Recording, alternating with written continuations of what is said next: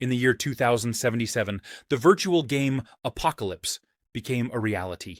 The world's order collapsed, and Earth turned into a living hell. Humans began awakening supernatural abilities. In this chaotic world, Zhang City's richest playboy, Ye Xiao, managed to protect Qin Yanran at all costs. He spent a fortune hiring 10 experts to help her level up, ensuring she had access to the best resources. He spared no expense, even depleting his entire fortune to buy a divine artifact for Qin Yanran. Whenever valuable opportunities or equipment appeared, Ye Xiao immediately handed them over to her. Thanks to his support, Qin Yanran finally rose to become a god-tier powerhouse in the Dragon Country. Today was supposed to be their wedding day. Everyone was overjoyed to see what they believed was a match made in heaven.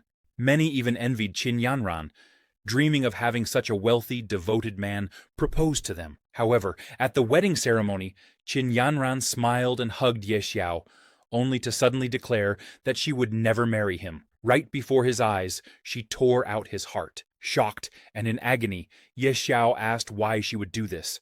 Lying on the ground at death's door, he couldn't fathom why the woman he loved with all his heart would betray him so cruelly. Qin Yanran replied that money couldn't buy her true feelings. She accused Ye Xiao of trying to use lavish gifts to coerce her affection. She accepted his gifts, but that didn't mean she shared his love. Everything she had achieved was due to her own hard work. The only person who truly understood her struggles was Zhou Hong.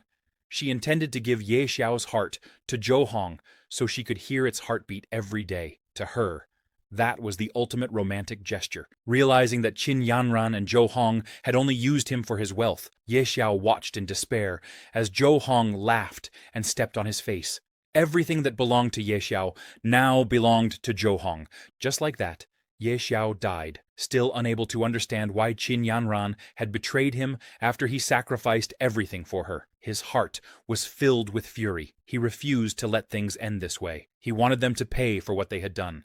In the midst of his rage, Ye Xiao suddenly opened his eyes and found himself in a familiar place. Qin Yanran was standing before him, shouting at him. She demanded a little more of his money, claiming she was only taking it to preserve his dignity, and warned him never to bother her again if he continued clinging to her. Ye Xiao barely registered her words. He was too shocked. Had he been reincarnated? It dawned on him that he was now back in the week before Apocalypse descended. There were 200,000 yuan on his card, the monthly allowance he used to give Qin Yanran. Recognizing the scene unfolding before him, Ye Xiao realized he had truly returned to the past. Qin Yanran continued berating him, complaining that classmates called her a gold digger for taking his money, causing her endless mental anguish. Remembering the betrayal he had suffered, Ye Xiao glared at her, rage burning in his heart. This time, he wouldn't let history repeat itself. Scared, Qin Yanran asked Ye Xiao if he was regretting his actions. In response, he quickly pushed her away and told her that if she was only taking his money for his own good, then he would never give her anything again. Hearing this, Qin Yanran suddenly softened her tone and asked if this was another one of his tricks. She said that since he had come all this way, she would reluctantly accept his card once more. But Ye Xiao, furious, ordered her to get lost immediately. Shocked at his sudden change in attitude, Qin Yanran demanded to know how he dared to speak to her like that, warning him that he would regret it. Ye Xiao then removed her shoes he had paid for, and told her to leave them behind before she left. Incensed, Qin Yanran shouted that he shouldn't think a little bit of money made him so great, and that he should remember what he had done today. She vowed that even if he knelt and begged her in the future, she would never acknowledge him again.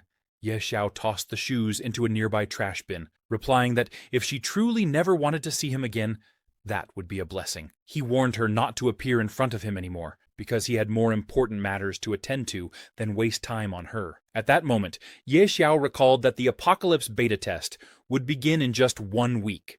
During the first 10 minutes of that beta test, the recharge system would be briefly activated. He needed to secure enough funds before the test started. He immediately contacted Ye Lin, a relative who had always wanted to buy out his shares in the family corporation. He told her he was willing to sell all his shares. Ye Lin was surprised to hear that Ye Xiao suddenly wanted to sell all of his shares. Ye Xiao explained that he wanted 20 billion for the shares, not a cent less. If she agreed, she would have 5 days to complete the paperwork and transfer the money into his account. Ye Lin readily agreed, assuring Ye Xiao there would be no problem. She was pleased to see him finally decide to hand over Ye Corporation to her. However, Ye Xiao reminded her that there was no time for idle chatter and told her to call him once everything was ready. With his financial problem now solved, Ye Xiao only needed to wait for the Apocalypse Beta to arrive. This time, he thought, I'll climb to the top alone. A week later, the Apocalypse Beta arrived. Ye Xiao quickly registered and created his account. A welcome window appeared, informing him that this was the beta version of the game, which would last for 3 days. After that, the public version would go live. Logging into the game gave Ye Xiao a familiar feeling. This is it, he thought, the starting point of Apocalypse. He chose the nickname Night Xiao and selected the Beast Tamer class. In his previous life, he had witnessed a guild get obliterated by a god-tier beast tamer, commanding a dark abyss dragon. This time, with his unlimited funds and resources, he would master the beast tamer class. After finalizing his nickname and class, Ye Xiao opened the top-up, recharge window, and successfully deposited $20 billion into the game. Within the next 3 days, he expected the value of those in-game coins to multiply tenfold. Suddenly, the system congratulated Ye Xiao for being the first player to recharge over $1 billion. As a reward, it unlocked a unique hidden profession called Wealth. Ye Xiao was taken aback. He had never heard of a hidden class unlocked by spending so much money. Could it be God of Wealth? At that moment, a red frog appeared from within the system, casually smoking and speaking to him. Ye Xiao stared in disbelief, wondering where the frog had come from. The frog introduced itself as Ebisu, Ye Xiao's wealth mentor, announcing that Ye Xiao was now the 709th God of Wealth under his guidance. However, Ye Xiao didn't believe the toad at first. How could a toad possibly be a wealth mentor? Feeling insulted, the toad snapped its fingers to show Ye Xiao what true wealth looked like. Suddenly, countless system notifications appeared before Ye Xiao. Innate talent, wealth rolling in, level 1. The most basic ability of the God of Wealth, allowing him to generate wealth. His gold coins will increase by 1% daily. Innate talent, penny pincher, level 1. As a God of Wealth, he rejects all losses. Upon death, no gold coins or items will drop. Innate talent, extraordinary luck, level 1. It's said that money brings good fortune. Possessing immense wealth also grants excellent luck. Innate talent, unmatched charm, level 1. Even the ugliest person becomes handsome when they're generous. His charm increases by plus 150. Innate talent, power of the wealth, God, level 1. As a god, he wields divine power. For every 1,000,000 gold coins he spends, he gains +1 random attribute point, up to 100 points per day. Seeing so many innate talents at once, Ye Xiao was astonished. No wonder it was classified as a hidden class. Although the abilities didn't seem directly offensive, the toad pointed out that any one of these God of Wealth talents could bring unimaginable riches. When Ye Xiao noticed the effect of wealth rolling in, he realized that with his current 2.2 billion in gold, he would earn 22 million extra gold daily, and with power of the wealth god, that translated into 22 free attribute points every day. He quickly concluded that this God of Wealth class was simply overpowered. In his previous life, he had spent all his money on Qin Yanran, but in this life, as a God of Wealth, he was determined to show the world the true power of money. With this golden finger, he wouldn't have to wait to become stronger. Ye Xiao immediately spawned into the newbie village. He noticed there weren't many players around, making it the perfect time to level up quickly. However, starting as a beast tamer was dozens of times harder than other classes. In the early stages, he couldn't tame powerful beasts. He needed a good strategy. The toad chastised him for recklessly choosing beast tamer, reminding him he didn't even start with a proper weapon. But Ye Xiao insisted that the toad just didn't understand. The beast tamer class had the highest potential for growth if nurtured correctly. Just as he was checking his status window, he heard a commotion behind him. Turning around, he saw a group of level 5 goblin warriors rushing toward him. Since he had no weapon at all, Ye Xiao was at a complete disadvantage. The toad, panicking, told him to run for his life, and Ye Xiao, without hesitation, dashed away with the toad in tow. They ran all the way to the main city, narrowly avoiding defeat. Ye Xiao felt humiliated. He had never experienced such shame before. Other players who saw his Beast to Mare class could only pity him, some even mocking him for taming a toad. Enraged, the toad urged Ye Xiao to buy a beast egg in the city and tame a better creature. Ye Xiao, however, refused to settle for an ordinary beast. Confused, the toad asked what kind of beast he wanted instead. Ye Xiao revealed he knew of a hidden dungeon containing a god-level beast egg in a dragon's lair. With that, Ye Xiao headed to the Supreme Hall to hire mercenaries who could help him venture into the dungeon and claim his future legendary companion. However, the toad was shocked to see Ye Xiao heading into the Supreme Hall at level 1. Typically, only players above level 100 could hire guards in such a prestigious place. Ignoring the toad's warnings, Ye Xiao entered anyway, only to be stopped by a level 80 Grand Archmage. The Archmage insisted that this was no place for a low-level player, and politely suggested Ye Xiao return once he was stronger, and had a recommendation letter from the city lord. Ye Xiao admitted he didn't have the letter, so the Archmage ordered him to leave, claiming the Supreme Hall was the Empire's pride, and not meant for someone like him. At that point, Ye Xiao mentioned he had heard the Archmage had recently lost something, and that he was here to return it. Suspicious, the Archmage declared he had lost nothing, and warned Ye Xiao not to lie. In response, Ye Xiao tossed a handful of gold coins onto the ground and told the Archmage to look carefully. Those were the lost coins. A sudden glint appeared in the Archmage's eyes.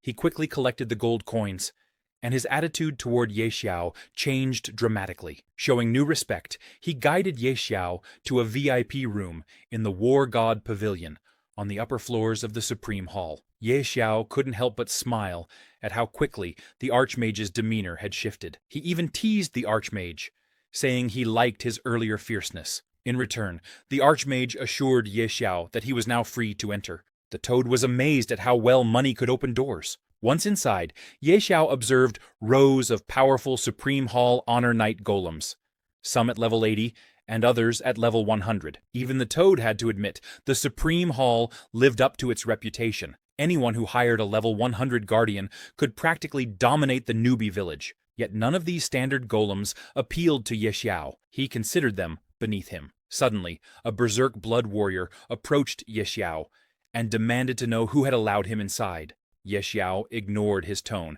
and stated he wanted to hire a divine-level golem guardian. The berserk blood warrior scoffed, explaining that divine-level golems were exceedingly rare and generally weren't available for hire. Besides, judging by Ye Xiao's current stats, even an 80-level guardian was already more than enough. He doubted Ye Xiao could afford a divine-level contract. Ye Xiao then declared he was willing to pay 1 billion gold per day, causing the berserk blood warrior to fall silent. His demeanor softened immediately. In a quieter voice, he admitted it wasn't strictly impossible.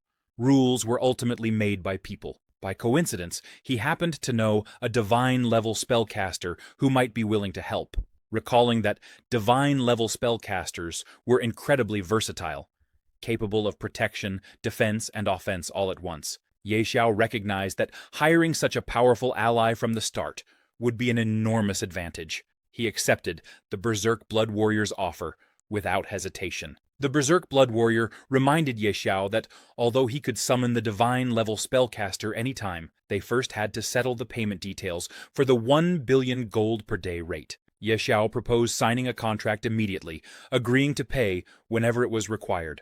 The Berserk Blood Warrior accepted and said that once the contract was finalized, the spellcaster would be summoned right away. Ye Xiao was eager to proceed. He had much to accomplish and wanted to start as soon as possible. As the contract stabilized, a beautiful female mage suddenly teleported behind Ye Xiao. Her name was Dolores, a divine-level spellcaster. According to the contract, she would follow Ye Xiao's orders for the next 24 hours. Curious, Dolores asked what difficult task he needed her for. Feeling a bit awkward, Ye Xiao admitted he had hired her for a very challenging mission. Dolores, however, seemed unimpressed. She assumed there were no truly tough dungeons in the newbie village, mentioning that foes like the Goblin King, and even his entire family, could be wiped out with a simple wave of her hand. Ye Xiao decided to skip any further explanations and asked her to follow him immediately. Together, they headed to a monster hunting area. Upon arriving, Dolores summoned a massive firewall spell that instantly obliterated the goblin elite warriors in mere seconds.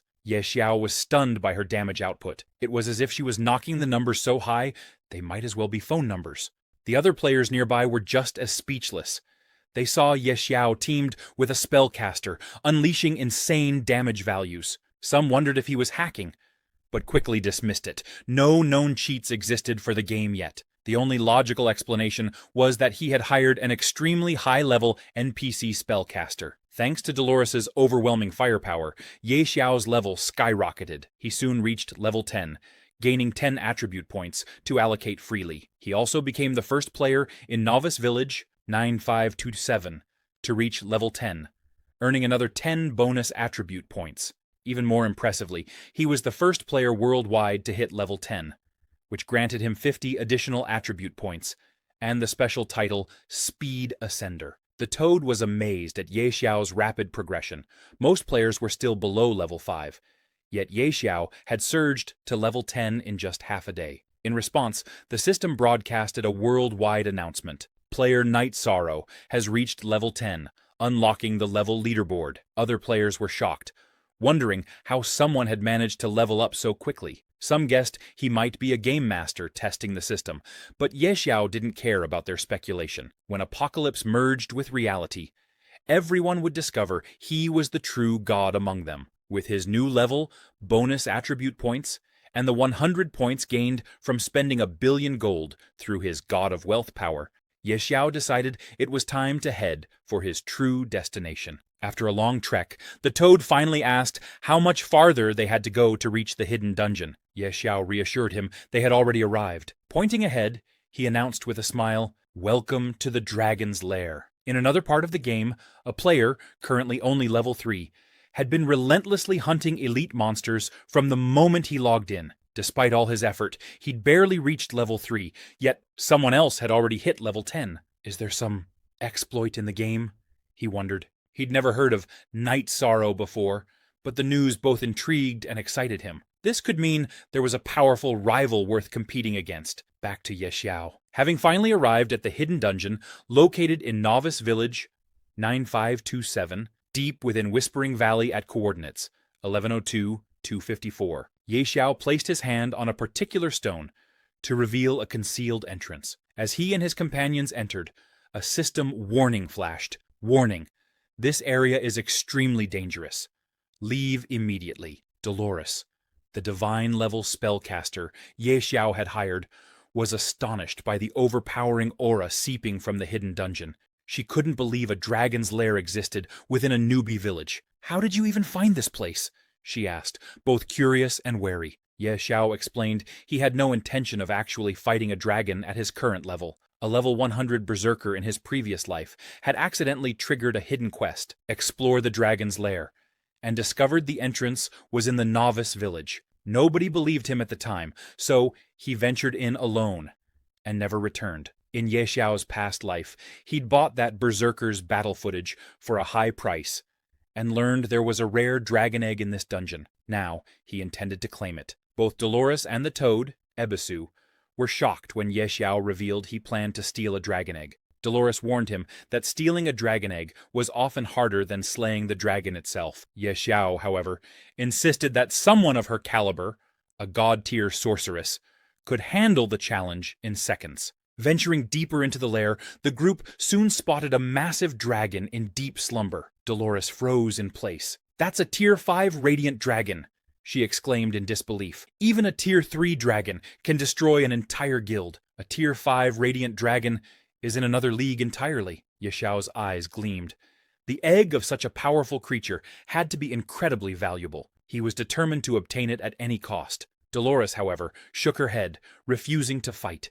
Even doubling her commission wouldn't change her mind. She claimed it was simply impossible. Ye Xiao then clarified he had no intention of battling the dragon directly. He just needed her to buy him some time while he snatched the egg. Dolores still hesitated. A Tier 5 Radiant Dragon was beyond formidable. As she started to walk away, Ye Xiao tripled her fee on the spot. With such a massive offer, Dolores finally relented. "I can only hold off the dragon for 3 minutes at most," she warned. Use that time wisely to grab the egg. She then cast multiple buffs on Ye Xiao, each lasting exactly 3 minutes, and told him bluntly, the rest is up to you. Seeing this, Ye Xiao realized just how incredible and terrifying a god-tier sorceress could be. Sister Tao Lacey unleashed her full power against the dragon, using ice arrows to restrict its movement and draw its rage away from Ye Xiao.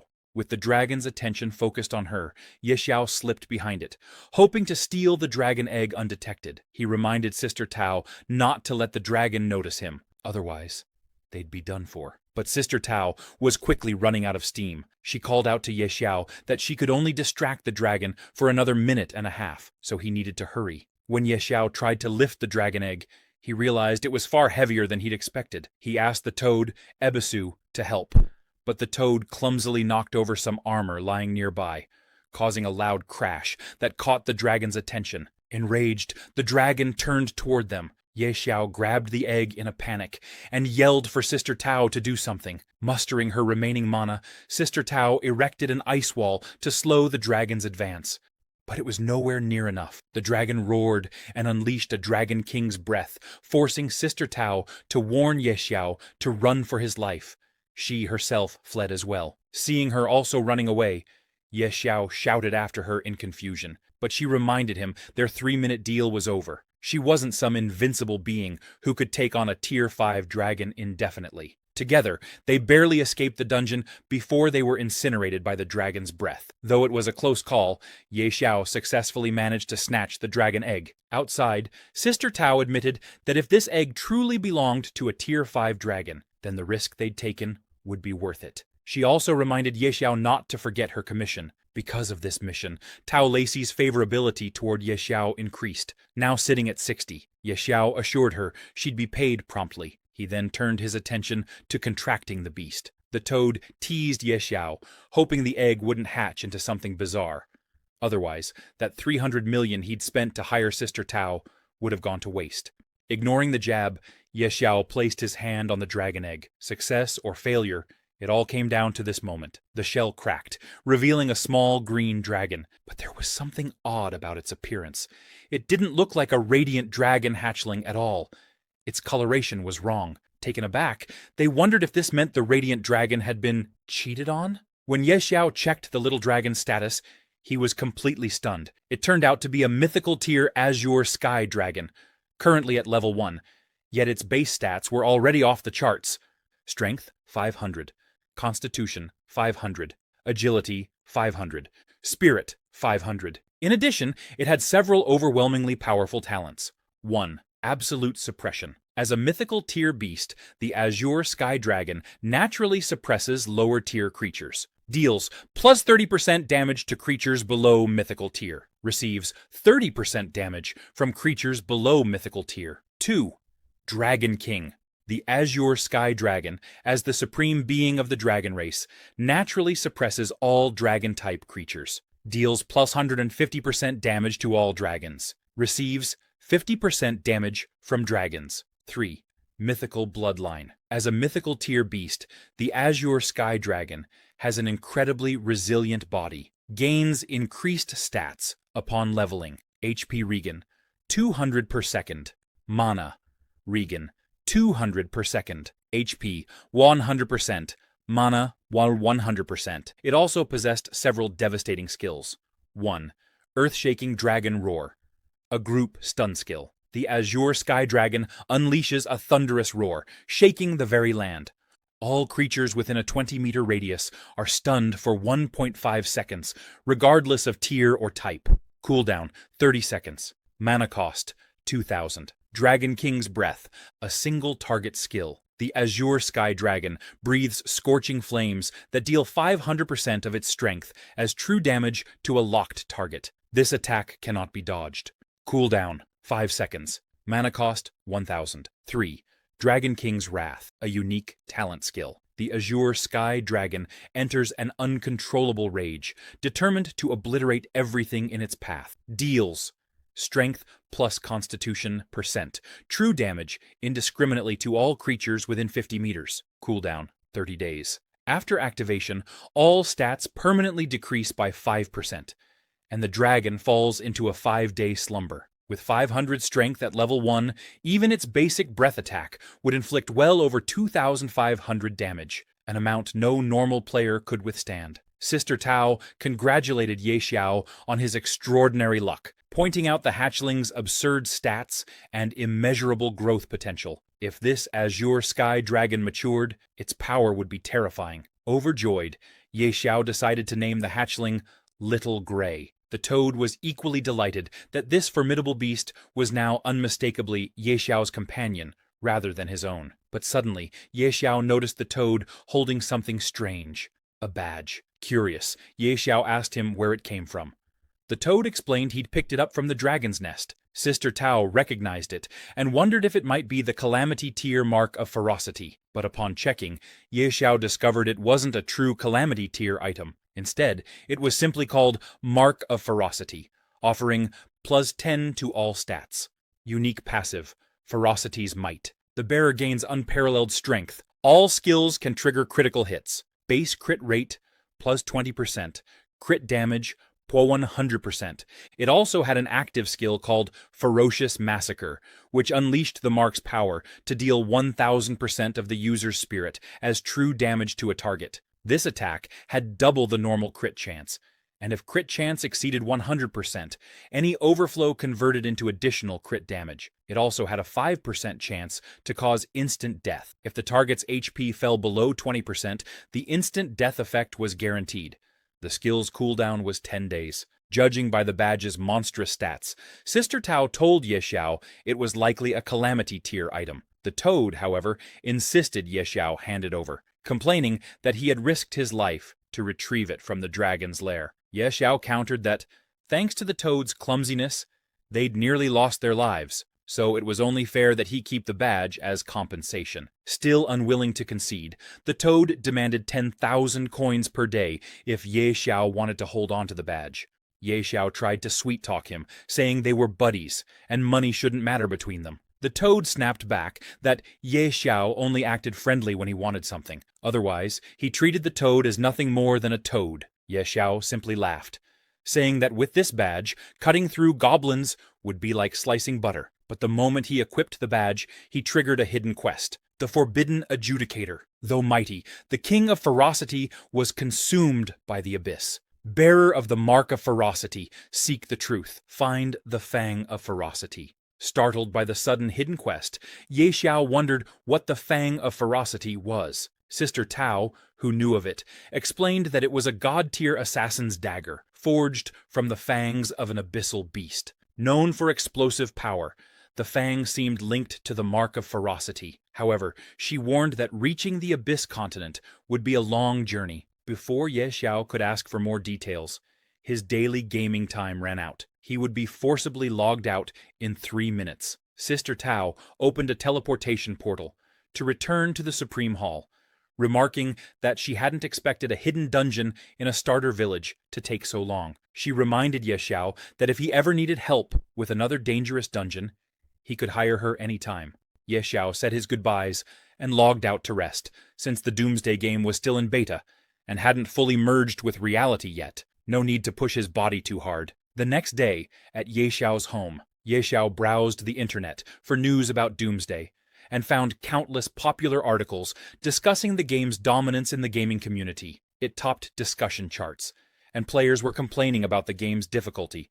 Many spent entire days playing, but only reached level 2, dying repeatedly, and suffering stat resets. Some posts also mentioned Ye Xiao, the mysterious player who'd reached level 10 in just 1 day, while most couldn't even scrape together enough experience to level once. Many questioned if he was cheating or hacking. There were more serious reports as well. On Doomsday's first day, many players died in-game and experienced severe physical symptoms after logging out, with some even requiring hospitalization. Cases of organ failure among survivors were emerging. In response, several governments had issued warnings against playing the game.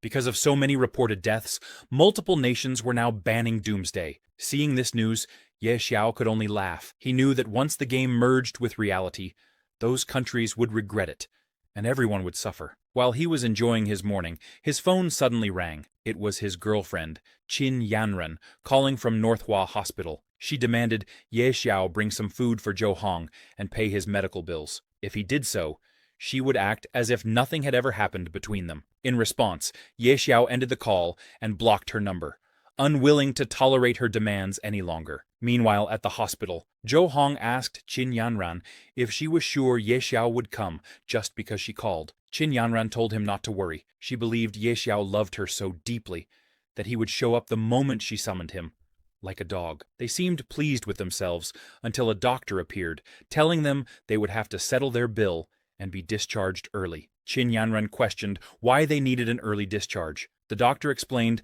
that the hospital was overwhelmed with organ failure patients, people who had been playing Doomsday, and they were running out of beds. Yanran sarcastically asked if they considered poor people's lives worthless, but the doctor insisted they pay their bill and vacate the room by day's end. Zhou Hong stopped Yanran from arguing further. He said that the game clearly wasn't simple, and he intended to get discharged so he could keep playing. First, however, he asked Yanran to cover the hospital fees, but she didn't have any money. She had refused Ye Xiao's monthly allowance. Zhou Hong then remembered that Ye Xiao used to give her 200,000 yuan every month for living expenses, but Yanran stated she wouldn't take any of Ye Xiao's filthy money, insisting she was not some object he could buy with lavish gifts. She felt sick just thinking about him. Growing worried, Zhou Hong told Yanran to send Ye Xiao another message, asking for money, because he planned to start a Doomsday gaming studio. For Ye Xiao, that kind of money was nothing, but for them, it was crucial. Yanran reassured Zhou Hong that once Ye Xiao showed up, she would say a few sweet words, and he would obediently hand over the money. Meanwhile, at Ye Xiao's home, he had been sleeping after logging out of the game. When his alarm went off, he woke up, ready to log back into Doomsday. He wanted to continue leveling up before the beta fully merged with reality. Upon logging in, he found himself back in Novice Village. He summoned the toad, Ebisu, and told him they needed to level up quickly and leave the village. However, in a place where most players were still level 1 or 2, Ye Xiao, already level 10, stood out significantly. A crowd began gathering around him, amazed that the top-ranked player on the leaderboard was right there. People were curious, some inviting him to join their teams, even offering cute little girls in their parties as incentives. Despite changing into a masked outfit to hide his face, Ye Xiao couldn't conceal the level floating above his head.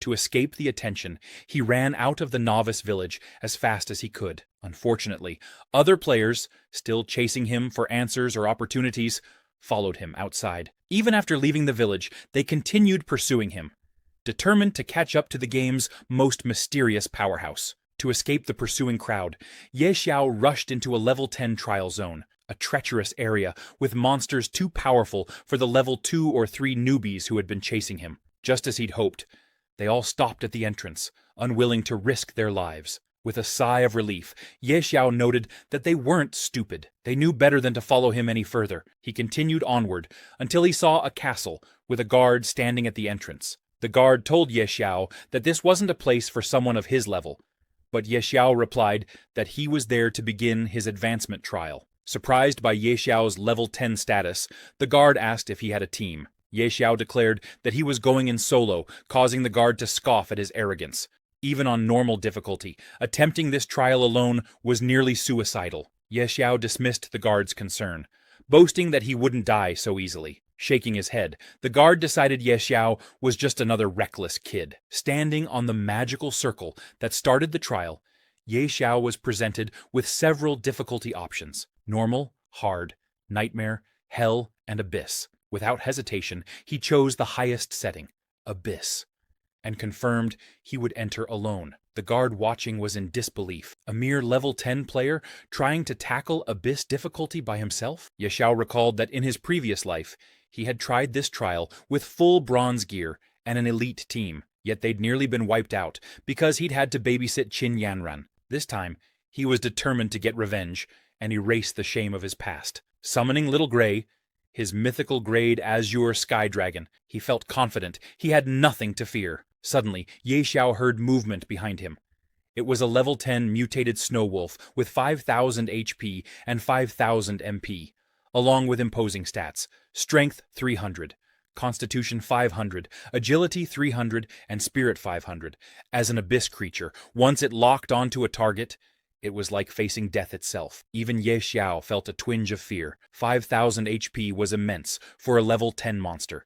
He quickly commanded Little Gray to attack. The dragon unleashed Dragon King's breath, dealing a massive 2,500 damage. Little Gray followed up with physical claw attacks that did another 500, 600 damage. The Snow Wolf's HP plummeted, sending it into a berserk state. Before it could strike back, Little Gray used earth-shaking dragon roar, stunning the wolf and leaving it helpless. Then, another Dragon King's breath finished the job.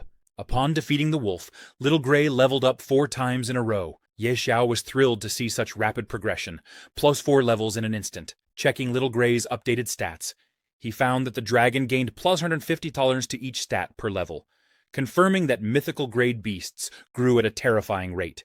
It even unlocked a new, incredibly powerful skill. The Snow Wolf also dropped some impressive loot: a Blood Wolf Fang dagger, dark gold grade, and a Snow Wolf bow, dark gold grade. Ye Xiao marveled at the quality. Mutated bosses in Abyss. Difficulty seemed to drop vastly superior items compared to his past life. While he was inspecting his new gear, another demonized monster suddenly appeared behind him. Its stats were just as insane. Without hesitation, he ordered Little Gray to engage. After half an hour, he finally defeated the Dark Abyss Tiger. Yet, after such a fierce battle, he was so exhausted it felt as if his legs would fall off. Still, defeating the Dark Abyss Tiger yielded several dark gold grade items, including a pitch black sword, one-handed, and a spiked tiger shield, one-handed. Toda also picked up several pieces of gear. With this equipment, once he returned to the city, he could earn a decent amount of gold. However, Ye Xiao told him that he wasn't heading back. Instead, he wanted to challenge the trial boss and take it down. Toda was shocked. He asked Ye Xiao if he was joking. Even though they had killed so many monsters, Ye Xiao was still only level 7. How could he possibly handle the boss alone at that level? Ye Xiao told Toda not to worry. In his previous life's Abyss trial, the final boss was only Lord level, with Little Gray, who could easily take down 2 demonic monsters. And with everyone's help, defeating a Lord-level boss would be as simple as slicing vegetables. He promised Toda he would show him what it meant to be a pro. Toda, however, was skeptical. They soon reached the deepest part of the abyss. The system immediately warned them that they had entered an extremely dangerous area and advised them to flee. Nevertheless, Ye Xiao was determined to see this through. In his past life, he had been a man of honor, trapped by love and emotions, only to be betrayed in return. But in this life, he was the Abyss Envoy, wielding the strongest power of the Apocalypse, and he refused to leave before fully embracing the Abyss. Advancing further, they came upon a fearsome monster seated on a throne. It was the Abyss Wanderer King, boasting overwhelming stats. Many of its attributes, like health, talents, and skills, were unknown, likely because Ye Xiao's level was too low to see them. Everyone was stunned. They had expected a Lord-level enemy, but instead found themselves facing a King-level boss. Ye Xiao was just as astonished. In his past life, the boss had clearly been Lord-level. Why was it King-level now? With 5,000 spirit points, it was purely magic-based, possessing 0 strength and agility. Its normal attack damage was negligible, and its attack speed was extremely slow. But if any of its spells struck Ye Xiao, he would be done for. Knowing a King-level boss was no joke, Ye Xiao ordered Little Gray to follow his commands precisely. Since the boss was slow, he instructed Little Gray to keep moving and attacking, never to engage in a prolonged fight. Little Gray obliged by constantly repositioning and striking, giving the King-level monster no chance to counterattack or activate its abilities. Ye Xiao was thrilled. If everything went according to plan, they would soon bring it down. But suddenly, Ye Xiao noticed the monster was just staring at him, not moving. He realized something was amiss, and he was right. The monster had been preparing a powerful magic spell aimed directly at him. Toda cried out for Ye Xiao to dodge. He barely managed to evade the spell, but the boss continued focusing all its attacks on him. Confused about why the boss singled him out, Ye Xiao called for Little Gray to help before he ran out of stamina. Little Gray rushed in, unleashing a Dragon King's breath that sent the boss crashing into a distant wall. If the boss didn't die soon, Ye Xiao would collapse from constant movement. Irritated and frightened, Toda shouted that if Ye Xiao ever dragged him to such a dangerous place again, he would refuse to come. At that moment, multiple system notifications appeared before Ye Xiao. Congratulations, you have completed the Abyss trial. Your beast, Little Gray, has reached level 10. You are also the first adventurer to clear this trial, and your reward is +5 to all attributes. With the boss finally slain, Ye Xiao exhaled in relief. He then turned to Toda, calling him a coward. Toda argued back. If Ye Xiao was so fearless, why had he run so fast to save himself? Ignoring the retort, Ye Xiao approached the fallen boss to see what kind of loot a king-level monster would drop. Meanwhile, a loud system announcement echoed throughout the game. Player Ye Xiao from Dacia Nation has completed the Abyss trial, becoming the first adventurer in history to conquer it. He has earned the legendary title Abyss Envoy. This is hereby announced. Players across the game were stunned. It had only been 2 days since launch, yet someone had already cleared an Abyss-level dungeon. Those from Dacia Nation were especially astonished. A top-ranked player came from their homeland, and his name alone graced the leaderboard. This person was truly extraordinary. Many large and powerful guilds immediately began investigating Ye Xiao in hopes of recruiting him. Back in Beginner Village, 9527, the players were excited to learn that the famous new level 10 expert was from their very own village. Zhou Hong, now discharged from the hospital, resumed playing. He told Yanran that if they could befriend this pro and team up with him, they would become famous in no time. Even someone like Ye Xiao, a wealthy second-generation kid, might eventually look up to them. Yanran asked if he truly believed a simple game could help him reach the pinnacle of life. Zhou Hong replied that something about this game felt different, and that she should trust his judgment. He then asked if she had contacted Ye Xiao to help them level up. After all, he was rich and a gaming expert. Yanran refused, telling Zhou Hong that she would not reach out herself. If he wanted to, he could do so, but she wasn't that shameless. Yanran told Zhou Hong to stop bringing up Ye Xiao. It was so rare for them to have some time alone together. Since she had never played the game before, she asked him to teach her so they could enjoy some time together. Realizing her intention, Zhou Hong suggested they go level up.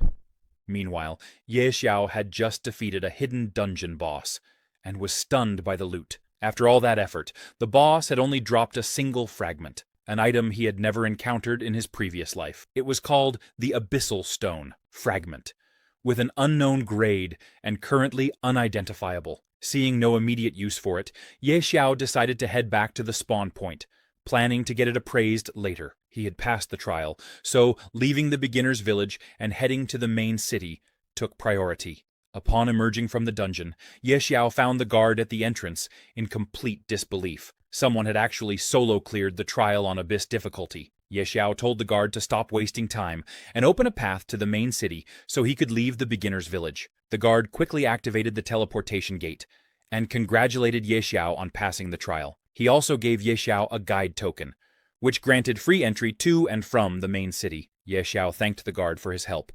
In addition, because Ye Xiao cleared the Abyss-level advancement trial, he was entitled to an epic item, the Badge of Valor. This badge served as proof of a hero, and was only awarded to those who cleared the Inferno-level trial, an extraordinary feat. Equipped with this badge, Ye Xiao's base stats would increase by 20, and his charisma by 3. He also gained a passive skill called Valor's Might, which increased his strength by 10% for 1 minute whenever his HP fell below 30%. Ye Xiao was amazed by the Badge of Valor's effects. After receiving it, he stepped into the teleportation portal and arrived moments later in the main city of Windleaf. The system congratulated him on entering a new area. Ye Xiao was surprised to see how quiet the city was. In his previous life, the job transfer square would have been packed with hundreds of players. Arriving so early really changed the scene. Without delay, Ye Xiao set out to find Beastmaster Gutal. A companion named Toda was puzzled, and asked why Ye Xiao was looking for a Beastmaster when he was already a beast tamer. Ye Xiao just smiled, and said Toda would see soon enough. Before long, Ye Xiao reached Beastmaster Gutal, finding an older man sitting by the entrance. Ye Xiao approached, and said he wanted a job transfer. However, the old man dismissed him outright, telling him to bother someone else. Ye Xiao insisted that he wanted to transfer to the hidden class Beast Whisperer, and that only Gutal could grant it. At this, the old man glared and said that becoming a Beast Whisperer wasn't for just anyone. If Ye Xiao wanted to join this class, he would have to prove his strength first. Gutal ordered him to head to the outskirts and bring back 100 demon wolf cub eyes. Toda was shocked and asked how Ye Xiao even knew about this hidden class quest. Ye Xiao, however, had no intention of spending time hunting 100 elite monsters. Hearing this, the old man scoffed and called Ye Xiao a useless fool, saying that if he couldn't even handle that, he had no chance of becoming a Beast Whisperer. In a huff, Gutal told Ye Xiao to get lost and stop wasting his time. In response, Ye Xiao retrieved the Badge of Valor from his pocket and explained that there might be a misunderstanding. He didn't think he needed to kill any demon wolves. This badge alone should prove his strength. The old man was astonished to see the epic Badge of Valor,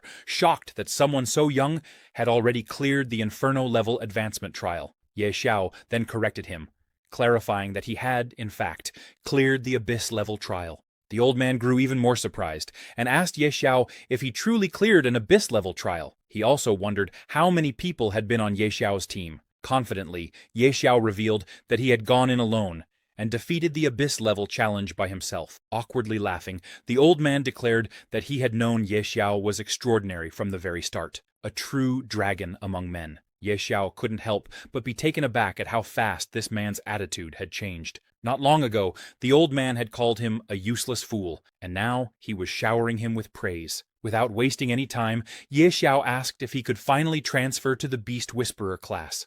The old man nodded, but admitted he first wanted to see what kind of beast could survive an Abyss-level trial. Ye Xiao then showed him his little dragon hatchling. Taken aback, the old man broke into a cold sweat. He could hardly believe he was looking at a god-tier dragon hatchling. He never expected to witness such a creature in his lifetime. However, the old man told Ye Xiao that he might not be able to transfer him to the Beast Whisperer class that day. When Ye Xiao asked why, the old man explained that the Beast Whisperer class was simply unworthy of a god-tier beast. Instead, he would introduce Ye Xiao to the royal chief beast Taming. He handed Ye Xiao a referral letter and gave him directions, insisting that only the royal chief beast Taming could properly guide him. Upon receiving the letter, Ye Xiao triggered a new hidden class quest, Dragon's Whisper. After securing the referral letter, Ye Xiao headed toward the royal city to find the royal chief beast Taming. As they traveled, Toda marveled at Ye Xiao's luck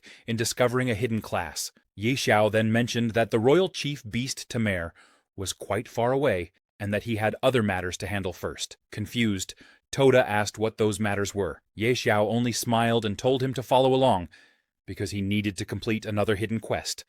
Still perplexed about how Ye Xiao knew so many hidden quests, Toda went with him. Soon they arrived in front of a grand, church-like building, where a beautiful woman stood surrounded by guards, searching for something. Jokingly, Toda asked if Ye Xiao planned to sell himself to a wealthy lady. Ye Xiao just chuckled and explained that this was Lady Shirele, the widow of the former city lord, a rich and beautiful noblewoman, but not the reason he had come. As Ye Xiao approached, the guards stopped him and demanded to know who he was. Ye Xiao respectfully greeted Lady Shirele and asked why she seemed so sorrowful. Was there a problem he could help solve? Lady Shirele confided that she had lost a very precious personal item. If Ye Xiao could recover it, she would be deeply grateful. Thus, Ye Xiao triggered yet another hidden mission, Lady Shirele's request.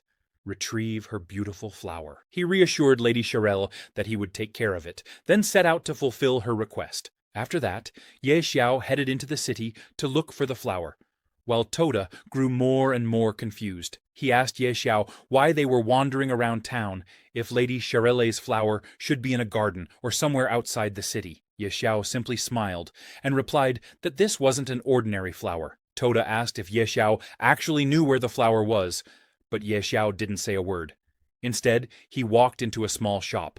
Toda, now even more perplexed, wondered how on earth a tool shop could possibly stock a beautiful flower. As they entered, the shopkeeper greeted Ye Xiao and asked what he was looking to buy. Ye Xiao said he'd heard the shop sold treasure boxes. The shopkeeper proudly explained that these boxes could contain anything from prehistoric dragon bones to legendary-grade staffs. Then he asked Ye Xiao what price range he wanted. Ye Xiao laughed and asked for the most expensive boxes. The shopkeeper brought out their highest-grade treasure boxes, each costing 10,000 gold coins. To the shopkeeper's shock, Ye Xiao wanted them all. He insisted on buying every single one, then opening them on the spot. Unable to believe his ears, the shopkeeper confirmed Ye Xiao's request and began retrieving all the boxes. One by one, Ye Xiao opened the boxes.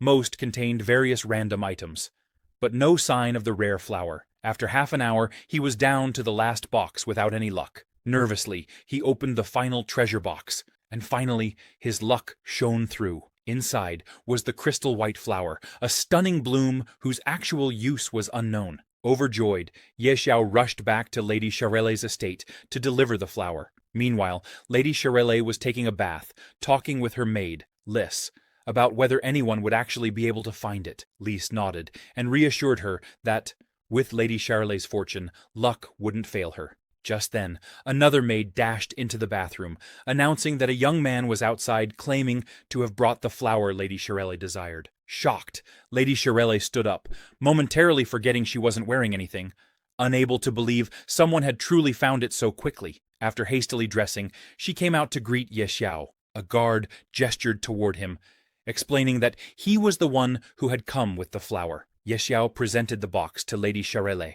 and invited her to inspect its contents. Overjoyed to see the very flower she had been searching for, Lady Charelle thanked him profusely. Turning to Ye Xiao, she asked what reward he wanted. Money, or perhaps a rare artifact. She was more than ready to repay him for his trouble. Ye Xiao told Lady Charelle that he wasn't interested in money or artifacts. Hearing this, Lady Charelle smiled and teased that if wealth and treasures didn't appeal to him, the only thing left for her to offer was... Blushing in embarrassment, Ye Xiao was shocked by her bold suggestion. He quickly composed himself and nervously clarified that she had misunderstood. He only needed her help to obtain official citizenship status. Lady Charelle laughed, amused by Ye Xiao's noble demeanor and charm, and her favorability toward him increased. "You little rascal," she teased. "So all you wanted was citizenship? That's easy." She called for one of her maids, Eliza, to prepare the necessary papers and her official seal. However, Ye Xiao had another request. He wanted to purchase property in Windleaf City and settle down. He showed Lady Charelle a map and pointed to the location he had in mind. Glancing at the map, she noted that while she understood his desire to acquire real estate, the West District he was eyeing wasn't exactly a bustling area. She asked if he was certain about his choice. Ye Xiao nodded, assuring her it was exactly what he wanted, and politely asked for her help in making the right connections. Lady Charelle agreed and told him she would arrange for someone to contact the real estate agents in the West District. Ye Xiao thanked her for everything. Toda, however, was not pleased with Ye Xiao's decision. He didn't understand why Ye Xiao would ignore the prosperous East District, arguing that buying land in the less developed West District would only lead to losses. Surely that wasn't how to build wealth. Unconcerned, Ye Xiao told Toda not to worry. In his previous life, Windleaf City would be attacked by strange creatures. Even the current city lord would fall in battle, and most of the East District would be destroyed. The West District, being sparsely populated, wouldn't attract as many monsters and would suffer the least damage. Later, it would become the most functional, and therefore most valuable, part of Windleaf City. When that happened, Ye Xiao's investment would yield tenfold profits. Sometime later, Ye Xiao went to the governor's office. The real estate contracts for his purchases had been finalized, granting him ownership of 340 residential units and 184 commercial properties, an investment totaling 1.2 billion gold coins. Ye Xiao could hardly believe he had managed to buy so much with just 1 billion. After he completed the paperwork and paid the full amount, Lady Charelle handed him his citizenship documents. Ye Xiao was ecstatic. He couldn't believe he had already become a citizen of Windleaf City. However, Lady Charelle corrected him, explaining that he was not simply a citizen of Windleaf City, but a first-class citizen of the Dragon Phoenix Empire. Ye Xiao was stunned. He could hardly believe he'd become a citizen of the entire empire, and a first-class one at that. Toda, who was standing nearby, was equally astonished. Even many powerful warlords didn't hold first-class citizenship in the Dragon Phoenix Empire.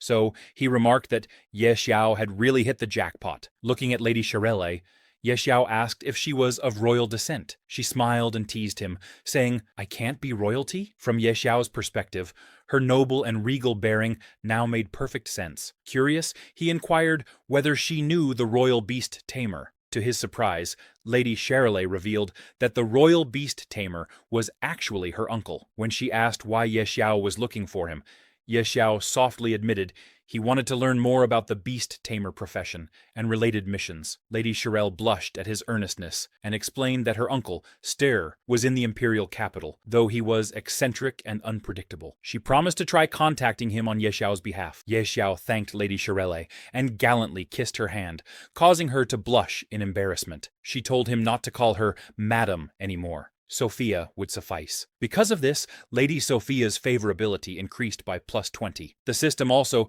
congratulated Ye Xiao for obtaining first-class citizenship in the Dragon Phoenix Empire. It announced that his prestige ranking had been unlocked and that players from Great Xia could now check the leaderboard. Additionally, Knight Xiao had successfully acquired real estate, unlocking the regional housing system. As a result, all Great Xia players had their daily game time limit increased by 1 hour. Observing this, Tota was amazed, teasing Ye Xiao by asking if he had sold his looks to charm Lady Sophia. Ye Xiao only smiled in response. Meanwhile, after the system broadcast Ye Xiao's achievements, many other players were astonished, wondering what first-class citizenship meant. A housing system? An extra hour of playtime for everyone? Many found it unbelievable, while some grew annoyed that they might be considered lower-class citizens. Being a nobody in real life was bad enough. Did they have to be nobodies in the game too? Elsewhere, Yanran and Zhou Hong were hunting goblins to level up when they heard the announcement.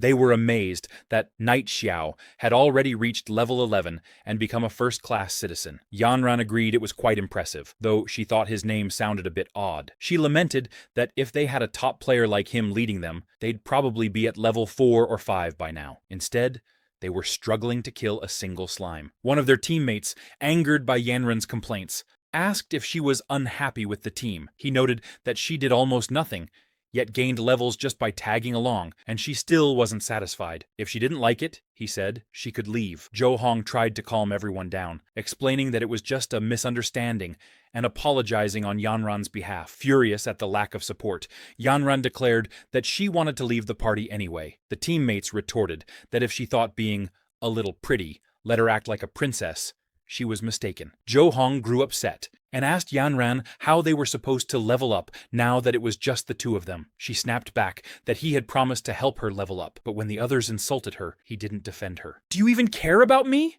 she demanded. Zhou Hong apologized, admitting he was wrong. He then asked if Yanran had contacted Knight Xiao to play Apocalypse with them. Yanran refused, saying, "Why should I contact him first? He always contacts me first." Zhou Hong apologized again, saying he knew she had her pride, but begged her to reach out to Ye Xiao just this once so he could help them level up. Moved by his plea, Yanran agreed to consider it, telling Zhou Hong she would message Knight Xiao after she logged off. Zhou Hong bade her goodbye, saying he'd be waiting for good news. Yanran logged out, picked up her phone, and decided to contact Ye Xiao. Although she found his extravagant spending a bit crude, she was willing to give him another chance. She sent Ye Xiao a message, saying that she was playing a game called Apocalypse. She urged him to hurry up, buy the necessary equipment, and then help her and Zhou Tao level up. If he could get her onto the ranking board, she might even consider becoming his girlfriend, a gesture she felt was quite generous on her part. 5 minutes later, still no reply. Checking her phone again,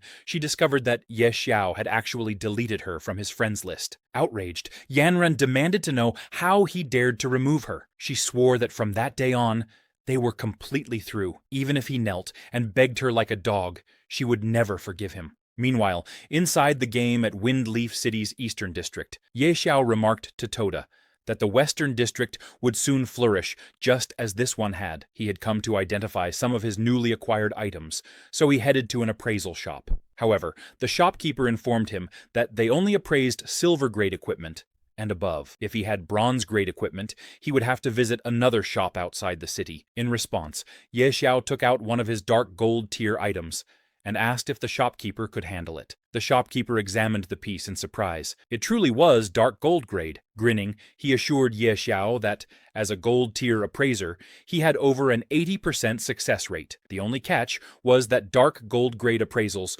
cost 100 gold coins each. Unfazed, Ye Xiao handed over the money and mentioned he had several more dark gold tier items to be appraised as well. The shopkeeper was stunned. This customer was clearly loaded. Ye Xiao urged him to hurry, as he was in a rush. The first item appraised was a blue crystal necklace called the Night Pendant, level 10, dark gold grade. It granted plus 40 spirit, plus 40 strength, and minus 20% dark attribute damage taken. The shopkeeper was astonished by its impressive stats. Ye Xiao was equally pleased. Over the next while, all of Ye Xiao's dark gold items were successfully appraised. He equipped a few, boosting his base attributes to Strength, 142, Constitution, 99, Spirit, 264, Agility, 110. His special attributes were now Luck, 65, and Charm, 68. With these stats, Ye Xiao felt much more confident in his abilities. Toda then asked what their plan should be, noting that Lady Sophia had yet to send any updates. Ye Xiao decided they might as well head to Grey Mist Valley for some leveling. Moments later, they arrived. Toda was startled by the sight of level 20 monsters, warning that it wasn't a suitable place for a level 11 player. Ye Xiao nodded in acknowledgement, but before they could proceed, a group of level 21 gray hyenas appeared. Corrupted by the valley's gray mist, these hyenas were more violent than normal, known to strike from behind. Ye Xiao quickly summoned Little Gray to fight them. The little dragon unleashed a dragon breath attack, instantly defeating the gray hyenas. Meanwhile, Ye Xiao calmly sipped tea, noting that although the monsters here were high level, they approached on their own, and Little Gray could handle them. For 2 hours, Little Gray fended off every monster that wandered too close. By the end, Ye Xiao had easily reached level 12, and Little Gray had also hit level 12. Ye Xiao was amazed at how straightforward leveling had become. At this rate, he might reach level 20 in just a few days. While looting the fallen monsters, he discovered a beginner fireball spell scroll. Toda joked that a beast tamer using fireball might look odd, but Ye Xiao merely smiled, insisting that more skills were always better. He successfully learned Fireball, which dealt 150% of his spirit as magic damage, had a 1-second cast time, cost 50 MP, and had a 5-second cooldown. Just then, one of the gray hyenas charged at Ye Xiao. Eager to try his newly learned Fireball spell, he cast it, only to see it deal a mere 31 damage. Stunned by how weak it was, Ye Xiao began wondering why the spell's damage was so low. Toda burst out laughing, joking that Little Gray's farts would do more harm. Ye Xiao ignored him and checked the time, realizing that only 2 hours remained before the official public release began, on the 3rd day of Doomsday. At that moment, all citizens of the Great Sia Kingdom aged 16 and above would be forcibly pulled into this dangerous game, bringing about a massive change in the world. As predicted, exactly 2 hours later in the real world, dark thunderclouds filled the sky. A glowing blue system window appeared before everyone aged 16 and older, displaying the words, "Doomsday. Entering game." Confused people wondered if it was some kind of midnight prank, until they were abruptly pulled into the Doomsday game. Some had been soaking in a bathhouse, others were eating, and many questioned whether they had just been transported to another dimension. Yanran and Zhou were likewise forced into the game. Yanran, disoriented, wondered why she had automatically logged in. Zhou, equally confused, said he had been sharing a midnight snack with Wang Wan and others when he was pulled in. Glancing around, they realized that countless people had also been taken. It was now clear that Doomsday was merging with reality. Zhou asked Yanran if she had contacted Ye Xiao about power leveling them, but she snapped that she wanted nothing to do with him. Even if he begged her, she wouldn't acknowledge him. Instead, she'd planned to reach out to the legendary Night Xiao, the #1 ranked player. Startled, Zhou asked if she truly knew the top-ranked player. Yanran smiled and admitted she didn't. Yet, but no man had ever resisted her charms, so she'd intended to make him help them. Just then, a system-wide announcement echoed throughout the game, informing everyone that all citizens of the Great Sia Kingdom, aged 16 and above, had been forcibly logged into Doomsday. The logout function had vanished, making voluntary departure impossible. Furthermore, each player's spawn point corresponded to their real-world location. Those who lived closer together found themselves near each other in-game. More ominously, if a player died in the game, they would not return to the real world. At this revelation, the new arrivals realized that something was gravely amiss. Many recalled that Night Xiao had raced through the beta, leveling up with shocking speed. Some speculated he might be a game master, believing that if anyone knew how to escape, it would be him. Determined, they vowed to find him at all costs. Meanwhile, in Newbie Village number 001, a man called Immovable Mountain stood atop a hill, listening to a subordinate kneeling before him. The man reported they had yet to discover any way of exiting the game and might be permanently trapped. Immovable Mountain asked for news about Night Xiao, but his subordinate explained that Night Xiao, already level 12, was no longer in the newbie zone, and they had no means to contact him. Inquiring next about Chen Kuang, or Kuang Blade, Immovable Mountain was surprised to hear he was only level 4. The subordinate said that despite grinding ceaselessly, Doomsday's difficulty prevented most from progressing.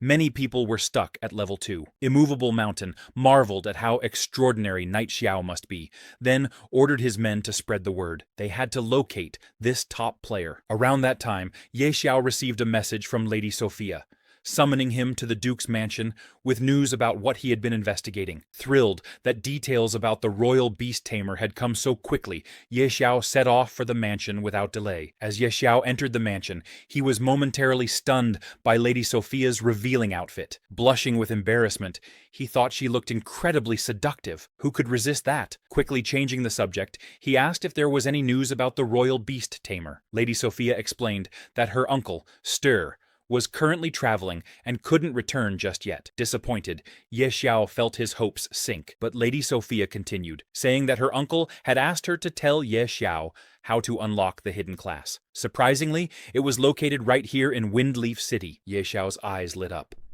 He'd assumed he would have to travel to the ends of the earth, only to discover the treasure was practically in his own backyard. He pressed Lady Sophia for details, and she hesitantly told him that, according to her Uncle Stir, a very powerful dragon resided at the top of Dragon Ridge, just outside the city. Beneath that dragon's lair lay a labyrinth. Deep inside it, Ye Xiao, recalling his past life knowledge, asked if she meant the cave maze. Startled, Lady Sophia wanted to know how he knew its name. Ye Xiao sidestepped the question, claiming he had heard of it before. In his previous life, he had grinded the cave maze extensively, facing only a level 80 demonized boss. No dragon. He wondered if something had changed this time. Lady Sophia confirmed that her uncle insisted a dragon guarded that area. Without hesitation, Ye Xiao decided to check it out immediately. Alarmed, Lady Sophia reminded him he was only level 12, and that adventurers far stronger than him had never returned alive from a level 80 zone. He assured her that he had his methods. Toda grinned, chiming in that Ye Xiao had once stolen a dragon egg, so a mere labyrinth was nothing. Give him enough money, and he'd even take down a dragon. Dealing with dragons was Ye Xiao's specialty, apparently. Retrieving his Supreme Hall token, Ye Xiao summoned Dolores. Lady Sophia was stunned. How could a level 12 player possess a Supreme Hall token? Dolores appeared and asked why Ye Xiao had called Big Sis this time. Ye Xiao explained he had a big job for her. Surprised, Dolores asked if this was another dragon-related mission. When Ye Xiao nodded, Dolores couldn't help but ask if he had some grudge against dragons. After all, he'd nearly broken her back last time while stealing that dragon egg. Dolores initially refused, telling him to hire someone else. Ye Xiao then offered her the same payment as before, 2 billion gold coins. Though tempted, Dolores still declined, explaining that she was injured and needed recovery time. She could accompany him in a month once healed. In response, Ye Xiao mentioned knowing the location of the Holy Spirit Spring, which could speed her recovery. Shocked, Dolores demanded to know if he was serious. If he truly knew where it was, she would go with him even if it killed her. Ye Xiao confirmed it was in the Lost Lands, and they struck a deal. Watching from a distance, Lady Sophia thought Ye Xiao was beyond anything she could have imagined. She couldn't help but anticipate his future growth, perhaps even to the level of a god-tier powerhouse. Meanwhile, outside the beginner village, many players gathered around a man named Wang Qiang, who had just been slashed twice by a goblin. After respawning, his organs began failing. Panic spread as people realized the game could truly kill them. Everyone wanted to go home, but nobody knew how to log out. Suddenly, someone mentioned hearing about a player who had already reached level 12. Maybe they should find him and ask for help. On the other side of the world, Ye Xiao and his group reached Dragon Ridge, where the Holy Spirit Spring was rumored to be. Toda, admiring the area's beauty, remarked that it hardly seemed like a dragon's hiding place. Dolores cautioned him that the more peaceful a place looked, the deadlier the danger lurking there. Ye Xiao agreed, pointing out that the monsters here were level 80. Without Dolores's level suppression buff, they would already be surrounded. Since they were heading for the labyrinth, it was best to avoid unnecessary battles. Suddenly, they noticed a huge dragon city perched atop the mountain. Dolores nervously asked if Ye Xiao really knew where the labyrinth entrance was, noting that the dragon above was tier 5. She did not want to be spotted. Ye Xiao told her to relax, insisting that the dragon wouldn't see them. He led them to a steep slope on the mountainside, where a massive stone gate stood adorned with a mysterious magic pattern. Examining the magical array, Dolores remarked on its sophistication. She saw no lingering magic residue and doubted she could open it. Ye Xiao reassured her, drew a knife, cut his hand, and let a few drops of blood fall onto the teleportation array. Startled, Dolores asked how he knew how to activate it. Ye Xiao only smiled in response. He told Dolores that he had his own ways and asked her to follow him. Dolores could hardly believe how mysterious he was. Just how many secrets was he hiding? When Ye Xiao entered the cave system, an inner warning flared. They had stepped into the dark cavern maze, an extremely dangerous area with only one exit. If they failed to find it within the time limit, they would be trapped forever. Worse still, the maze was home to deadly creatures, and they had only 180 minutes to escape. Ye Xiao frowned. An eerie zone? With just 3 hours? In his previous life, he had heard the limit was 3 days. Something was definitely wrong. A little worried, Dolores warned him that this mission was even more dangerous than facing a tier 5 dragon, and asked if he was sure he still wanted those items. Ye Xiao smiled and reminded her that she was a god-tier sorcerer. Surely she wasn't frightened by something like this. Dolores scoffed. Did this brat actually think I'm scared? Laughing, she told him not to be ridiculous. She was a god-tier powerhouse, a supreme hall elder, and a top sorcerer. A mere eerie maze couldn't faze her. Ye Xiao grinned. That was exactly what he wanted to hear. Then he asked whether she knew concealment magic. Dolores coughed.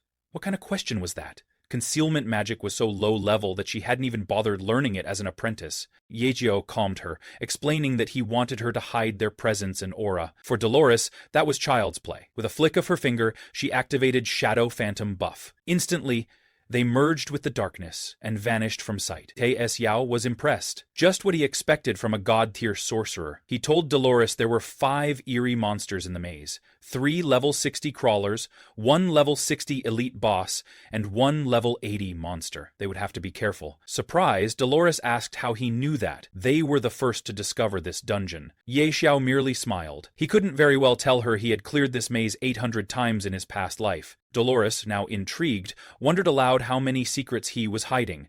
Ye Xiao said nothing. Just then they spotted 3 monsters guarding a gate ahead. Ye Xiao whispered that they had to sneak past, without drawing attention, and asked her to follow his footwork closely. Dolores huffed. She was higher level than he was, and had cleared more mazes than he had walked roads. Ignoring her protest, Ye Xiao stepped forward. He slipped past the traps and walked right by a level 60 elite. It didn't even notice him. Dolores was stunned. She took back her earlier words and acknowledged Ye Xiao as her master. Copying his tactics, she dodged every trap and passed the monsters unseen. Ye Xiao glanced back and reminded her to be ready for combat. They reached the final chamber, but to Ye Xiao's surprise, the boss guarding the treasure chest was nothing like the one from his previous life. Standing in its place was a maze guardian Yin spirit beast. Xiao glanced at Dolores. Can you check its level? Level 100, berserk grade eerie boss, she said. Powerful, but not unbeatable. I'll open the chest, he decided. Be ready to strike. Before he moved, Dolores cast absolute defense on him. Better safe than sorry. Don't act recklessly, like last time, Ye Xiao whispered. One slip and you'll alert the beast. Worry about yourself, she shot back, then slipped behind the monster and knelt by the chest. In his past life, it had contained a hidden class scroll, but when he lifted the lid, he froze. This time, the contents were completely different. While he stared, the boss sensed him and lunged. Dolores fired Frost Shock, pinning the creature. Run! I can barely hold it. Ye Zhao sprinted, but the beast broke free and charged.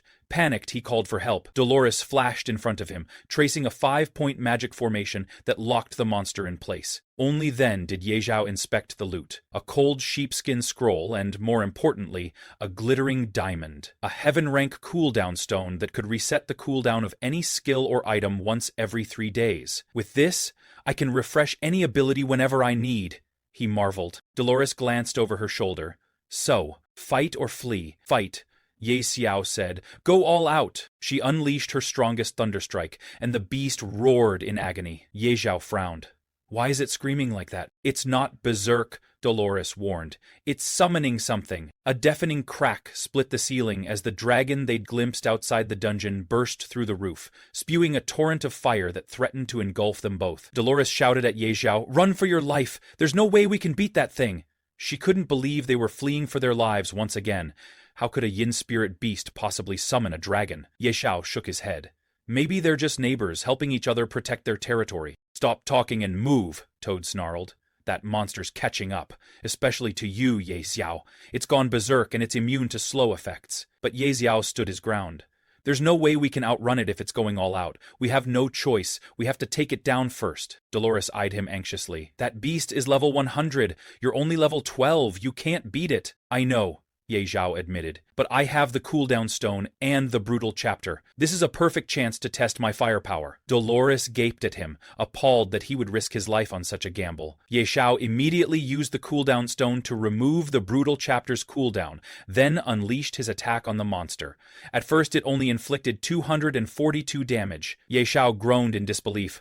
All that for just 242, but in the next moment the damage numbers began to climb.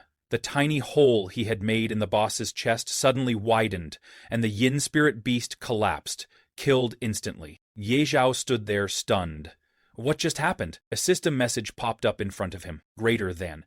Because the target's HP dropped below 20%, the forced instant death effect has been triggered. Ye Zhao had single-handedly slain a level 100 strange demonized boss, the Yin Spirit Beast. He jumped 8 levels, soaring to level 20, and his companion beast Little Grey also reached level 20. He stared at his new level in shock, while Dolores was equally dumbfounded. A level 12 rookie killed a level 100 demonized boss? Just then, the system broadcast a world announcement. Greater than Daxia player Ye Xiao has successfully defeated the level 100 strange demonized boss, Yin Spirit Beast. This is the first kill of a level 100 demonized boss.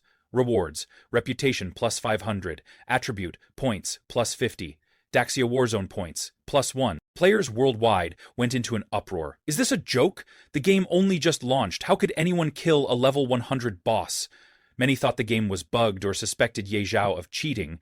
A few even declared him their godfather and jokingly called him daddy, while others questioned how a level 12 nobody could possibly take down such a powerful enemy. Some believed there must be a hidden trick. Even an elderly player, who had always looked down on Daxia's gamers, was forced to wonder if there was some secret group working behind the scenes. Could the mysterious Doomsday Organization be backing this Ye Zhao? Meanwhile, back in the collapsing cavern, Dolores urged Ye Zhao to hurry. We need to get out, now. But the loot, he protested. No time, she snapped, opening a portal.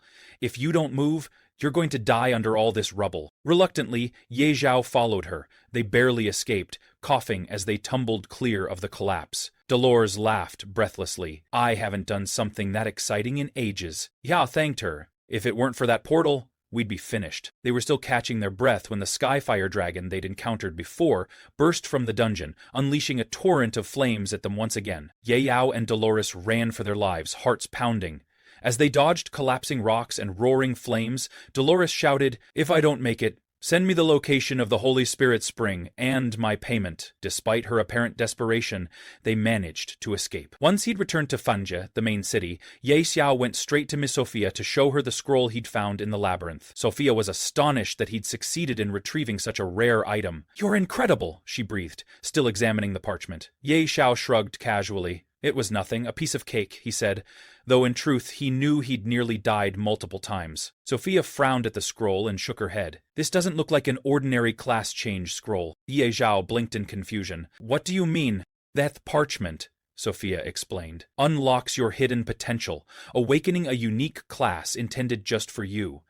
My uncle, Stir, can guide you through it. Follow me." She led Ye Zhao into a hidden chamber beneath the estate, one he'd never seen in his previous life. In that room stood a stately man with an air of quiet authority. Sophia nodded toward him. "This is Stir, the royal beastmaster I told you about, and my uncle." Stir offered a dignified smile. "I'm the one you seek, Ye Xiao. So you want to unlock this hidden class?" Ye Zhao inclined his head in greeting. "Yes, I'm here for the class transfer." Stir examined the parchment and let out a soft chuckle. "I thought this method was lost to the ages, but apparently I was wrong." He turned to Ye Xiao with a steady gaze. "I'll help you, but be warned, this will awaken the deepest power within you. Don't panic and don't resist. Just let your energy flow." Ye Xiao nodded, excitement coursing through him. "I've waited too long for this already." "Very well," Stir replied. "Listen closely to my instructions. Guide your energy through your body and let the scroll's power merge with your spirit." As Ye Xiao did exactly that, swirling lights burst around him. 5 crystal balls in the chamber lit up, radiating with energy. Stir's eyes widened. "All 5 are activated? That's impossible." Sophia, alarmed by her uncle's expression, asks, "Uncle, is this the supreme class transfer you mentioned?" Slowly, Stir nodded. "Yes. When I underwent this process, I only managed to activate 3 crystals. This young man is pushing beyond human limits. Is he even human?" Sophia's face gleamed with excitement. "So, Ye Xiao really is extraordinary." Suddenly, a system notification appeared before Ye Xiao. "Congratulations, you have completed the class transfer quest, Whispers of the Dragon, and have successfully changed your class to the unique hidden profession Dragon Speaker. Due to the infusion of mysterious power, your class rank has been upgraded. You have surpassed the ordinary rank limit and advanced to the unique god-tier hidden profession, Beast God Master." Power flooded Ye Xiao's body. His status windows blinked, and his new stats soared off the charts. Stare looked on in complete disbelief. "The Beast God Master class?" he exclaimed. "That's a legendary profession. You'll master the supreme power of the Beast God itself, gaining 40 attribute points per level." Ye Zhao stared at his interface, stunned at his newfound strength. In addition, he discovered a crafting blueprint for the God's Guardian set, an evolving piece of equipment starting at epic rank. The materials required, however, were all notoriously rare, meaning he would have to face fearsome monsters to gather them. Smiling, Ye Xiao bowed gratefully to Stir. "Thank you for guiding me through the transfer." Stir nodded in approval. "Use that power wisely. You have the potential to do great things." Mr. Stir rested a hand on Ye Xiao's shoulder. "You've stepped into the divine realm now. Your potential is limitless." Toad nodded in agreement. Ye Xiao smiled to himself. "Looks like I really am destined to reach the peak in this lifetime. But first, I need to craft the Beast God's Claw." Elsewhere in the game world, news of Ye Xiao's solo clear had inspired others. At the entrance to the Abyss-level trial, 3 well-emplaced players approached the Stone Guardian. "Respected Guardian, we wish to challenge the Abyss trial," their leader declared. The Guardian's eyes glowed. "Which difficulty?" The man called Tiger Unleashed stepped forward. "Solo run. Abyss level." The Guardian's stony brows lifted. "Another one attempting a solo clear?" Tiger Unleashed grinned. "I live for challenges, no regrets, even if I die." His 2 female companions wished him luck and promised to wait for good news. The Guardian could only marvel at how fearless these off-world visitors were. 5 minutes later, Tiger Unleashed stumbled back out, bleeding and battered. His friends rushed to heal him. "What happened there?" one asked. "The monsters are mutated, terrifying," he panted. "No one can solo that place." As they poured a healing potion down his throat, the trio finally accepted the truth.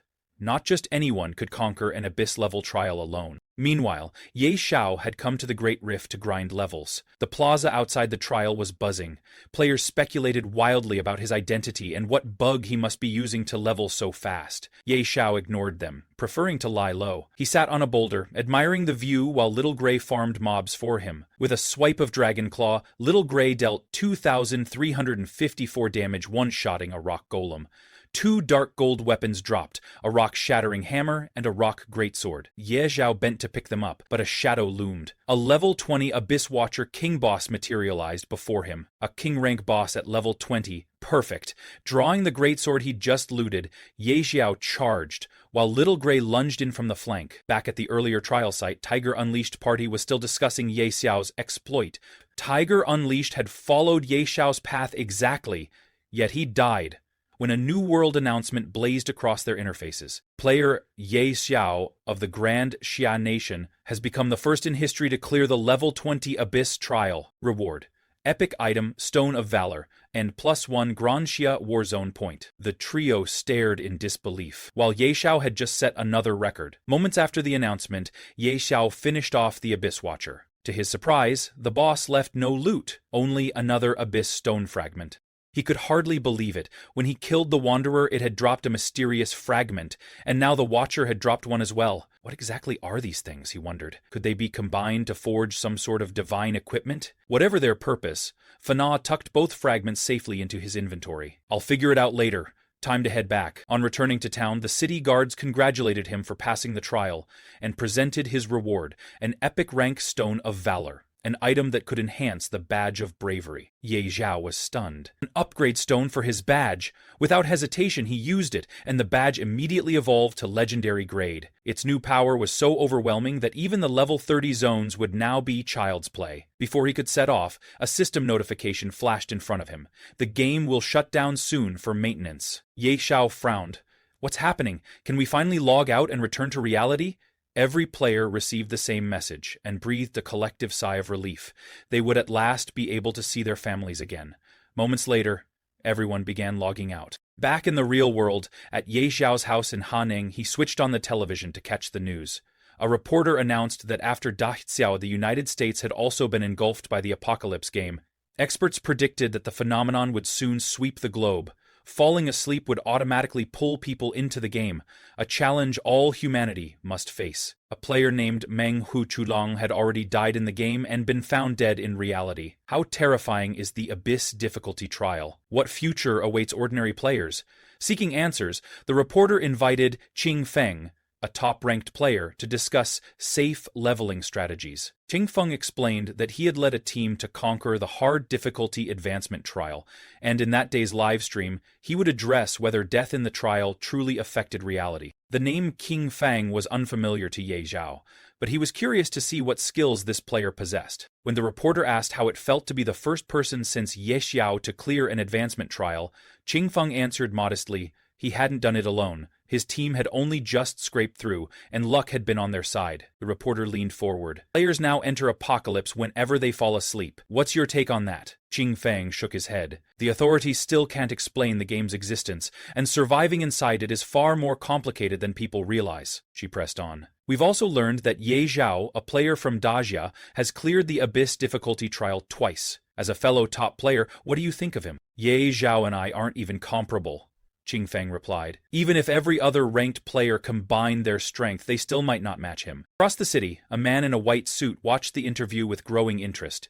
If I can recruit someone like Ye Xiao, he mused, I'll wield absolute power in Apocalypse. Turning to his butler, Fu, he ordered, use every resource we have. I want everything there is to know about Ye Xiao. Meanwhile, Ye Xiao was still processing the forced logout. So we can only enter by falling asleep, he thought? In my previous life, the invasion progressed faster. This slower pace is the perfect window to level up. For beast tamers, level 30 unlocked an extra beast slot. No time to waste. I'll hit 30 first. He lay down, drifted off, and re-entered the game, heading straight for Grey Mist Valley, a level 30 zone. Summoning Little Grey, he began the hunt. The wolf's stun technique froze the monsters. Ye Xiao's fire breath finished them in seconds. Before long, both Master and Beast reached level 24, and Ye Xiao grinned at their rapid progress. Back in Haining Town, players stared at the leaderboard in disbelief. Ye Xiao's level was soaring, the gap between first and second now more than double. Jing Feng muttered, I thought leveling would slow down at higher tiers. Everyone should be catching up, yet the gap keeps widening. Estimate clapped him on the shoulder. Ye Xiao was never our real opponent. Boss, you're already outstanding. Second place is plenty, and we still hold third, fourth, fifth, and sixth place. Meanwhile, at the beginner village, 9527 Dragon's Nest, two dragons conversed in the gloom.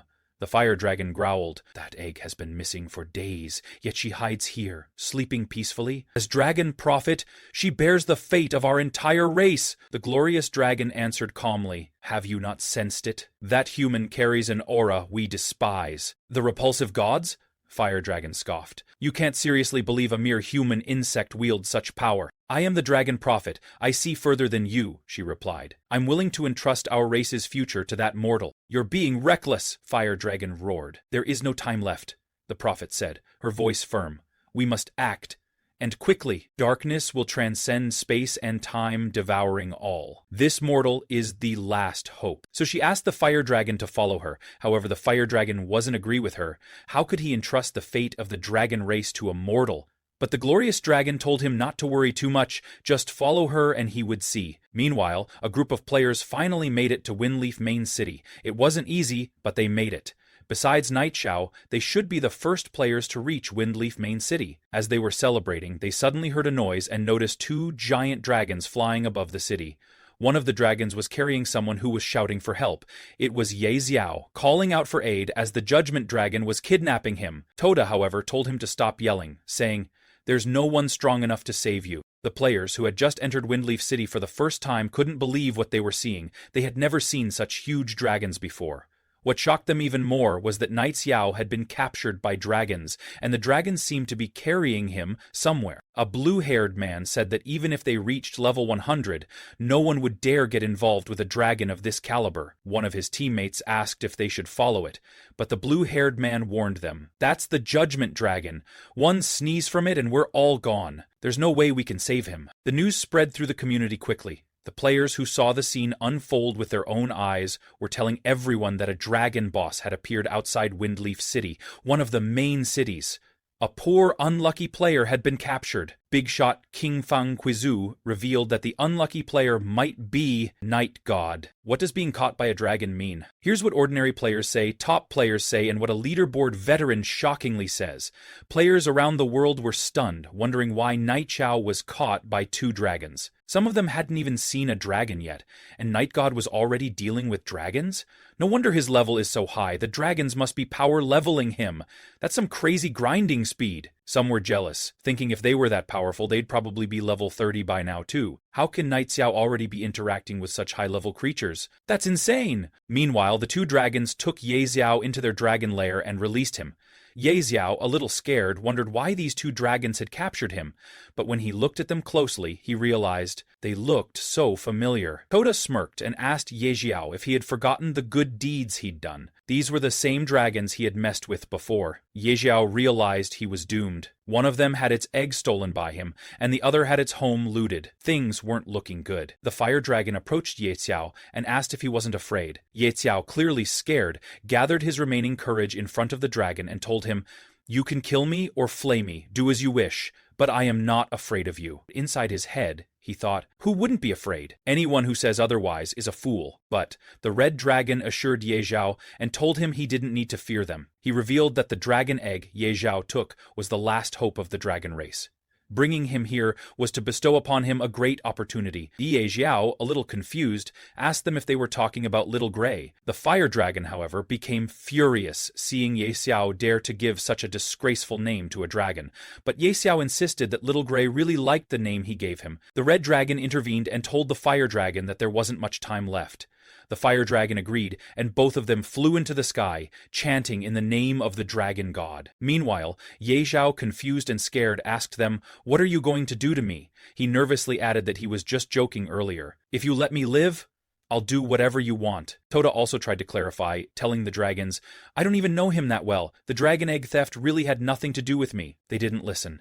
They continued chanting, and suddenly energy began pouring from their bodies into a massive dragon statue in front of them. Because of that energy, the statue's eyes began to glow. Then the statue turned towards Ye Xiao and bestowed the blessing of the dragon clan upon him. He received a part of the dragon god's power. Meanwhile, on the Doomsday Forum, major changes were happening across the server. Daxia Nation continued to dominate, occupying the entire top 100 of the level rankings. But the second spot on the leaderboard had changed. Jin Ye Yexing showcased top-tier assassin skills, skyrocketing to level 14, replacing Ming Ye Ruye, and widening the gap. Night Xiao remained at the top, but he hadn't leveled up in 3 days. Has the new god fallen? Ever since being taken by the dragons, Night Xiao had stayed at level 30 for over 3 days, and players were wondering what had happened to him. They kept asking, does anyone know what's going on? What really happened to Night God? No one knew. But judging from his usual pace, something unexpected had probably happened. Some were wondering, getting taken by a dragon? Is this some sort of extreme plot?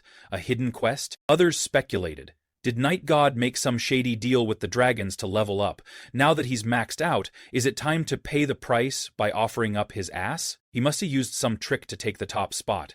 Now that it's exposed, he's being punished. One player in the crowd told his friend that his buddy knew some inside info. Night Xiao's done for. He's not coming back in 3 days, not even 30. Another player asked him, "Who's your buddy?"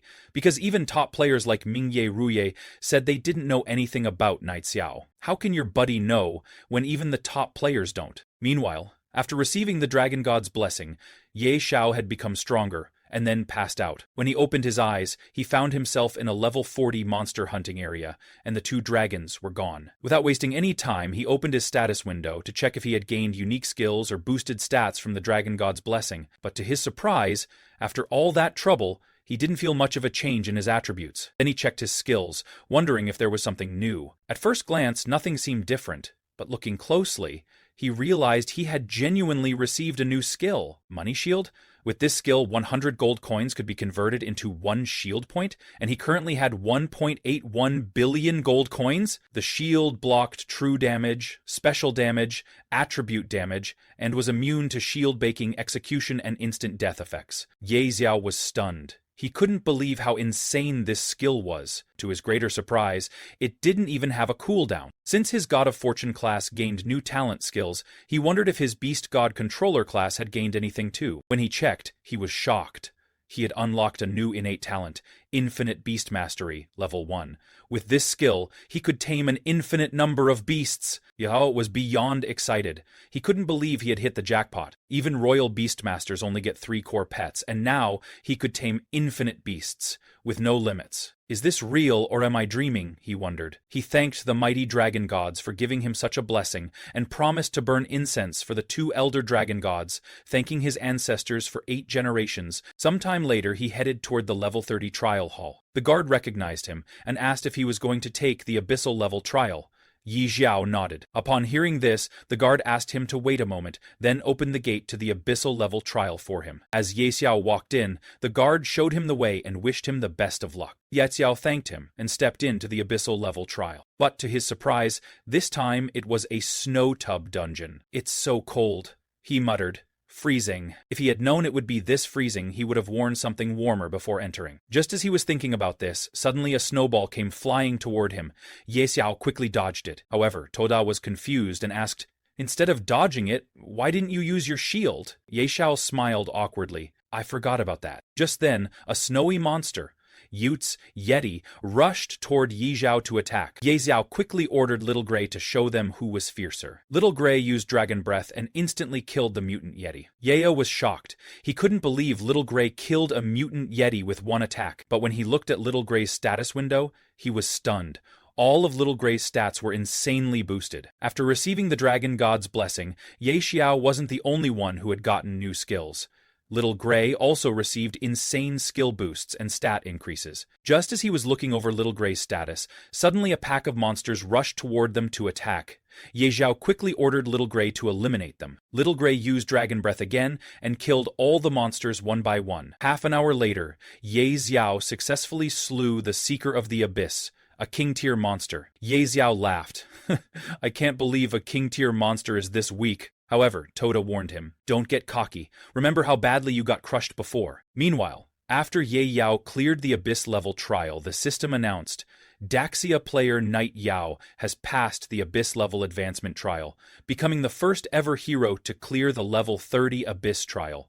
Reward, epic item, Heroic Radiant Stone, 1 point added to Daxia Warzone score. All the players who had seen the news about Ye Xiao being taken by dragons and thought he was dead were now in shock. One of them told his friend, "I knew it. Night God was preparing something big this whole time, but no one believed me." Some were still wondering, how did this guy get taken by dragons and still come back? Daxia's advantage just keeps growing. A man in red armor told his colleague, "I knew it.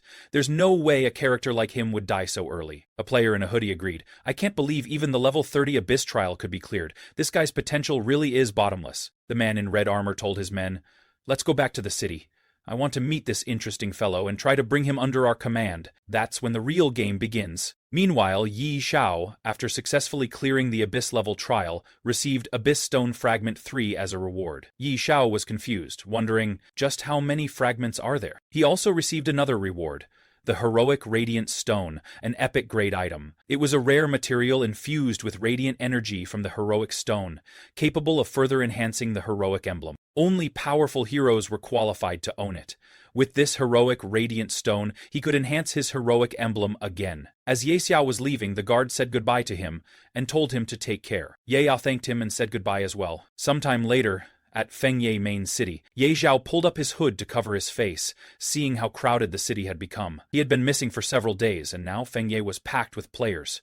But he didn't care. He went straight to the appraisal shop to get his gear appraised. But to his surprise, there were so many people standing in line outside the shop. However, Ye Xiao didn't have to worry. He had first-class citizenship. He went straight into the shop and told the shopkeeper, "I want to appraise my gear." But the shopkeeper, without even looking at him, snapped, "Get in line, don't bug me." However, when he looked at Ye Xiao more closely, he suddenly recognized him. His attitude changed immediately. He politely approached and warmly welcomed him. The other players waiting in line weren't happy at all. Furious, they muttered, "Just because he's first class, he gets to cut the line?" But Ye Xiao didn't care. He took out his heroic emblem and asked the shopkeeper, "Help me enhance this first." The shopkeeper was shocked to see the heroic emblem. Without wasting any time, he started working on it carefully. "This thing's so valuable, I don't want to mess it up," he thought. Meanwhile, other players outside the shop were watching and wondering, what kind of good item is that? Doesn't look like much, just a shabby emblem. But as the shopkeeper began enhancing the heroic emblem, the ice-cold air inside the shop started glowing from its radiance. What they saw next shocked them. The shabby-looking emblem they mocked was actually legendary-grade equipment. However, Ye Xiao wasn't satisfied. "Another legendary item," he muttered. He had been expecting more. In his eyes, this didn't seem like a huge upgrade. Seeing the legendary-grade equipment, the other players began to whisper among themselves, "Could this guy be the famous Knight Xiao? The one who passed the Abyss-level trial?" They rushed toward Ye Xiao, asking him to add them as friends. Some begged him to sell the legendary-grade equipment, while others even introduced their sisters, hoping to team up with him. But the shopkeeper shouted, "Everyone calm down, don't disrupt the store's business." Ye Xiao, wanting to stay low-key, quickly gathered his items and asked the shopkeeper, "Help me appraise these other items too." Shopkeeper smiled and said, "Don't worry, I won't disappoint you." The other players, however, were shocked to see so many dark gold gear pieces among Ye Xiao's items. They told him, "You probably won't use all that gear. Why not sell a few pieces?" Some even bragged about their family backgrounds and offered him large sums of money, hoping to buy some of his equipment.